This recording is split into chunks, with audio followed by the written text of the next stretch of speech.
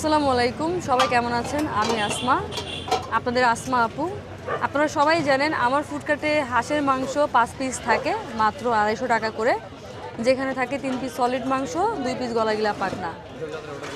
খুবই ভারাক্রান্ত মনের সাথে এই নিউজটি জানাচ্ছি যে আগামীকাল শনিবার থেকে আমার হাঁসের মাংসর প্রাইস হয়ে যাবে 300 টাকা।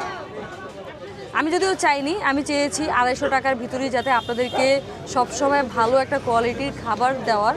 কিন্তু যখন আমি আমার ক্যাশ হিসাব করি, আমার প্রফিট হিসাব করি, তখন আমি শূন্য। এটা যারা হাঁসের বিজনেস করে তারা ভালো বলতে পারবে যে হাঁসে কতটুকু প্রফিট থাকে বা না থাকে। যাও আমি পিঠা দিয়ে যা লাভ করতাম, কিন্তু আমার দিন শেষে দেখি যে পিঠার যে প্রফিট থাকে ওটা উল্টো আমার হাঁসের ভিতরে দেওয়া লাগে। এতগুলো মানুষ আমরা কাজ করি, সেইখানে আমাদের পোষায় না। আর সবচেয়ে বড় হচ্ছে, আপনারা সবাই জানেন যারা বিশেষ করে ঢাকা শহরে থাকেন, মার্কেটে হাঁসের প্রাইসটা কীরকম হয়।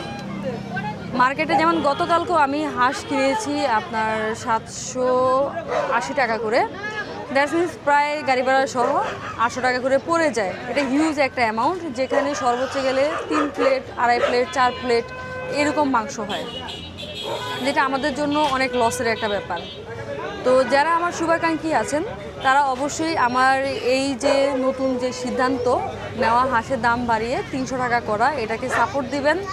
আর আমাকে অবশ্যই একটু শুভাকাঙ্ক্ষী হিসেবেও দেখবেন, কারণ উইদাউট আপনারা আমি কিছুই না।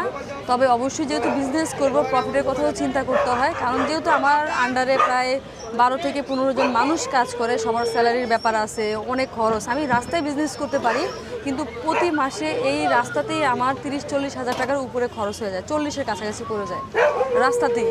তো সব কিছু মিলিয়ে হয়তো বা দোকানের কাছাকাছি পড়ে যায়, যার কারণে বাধ্য হয়ে 300 টাকা করা।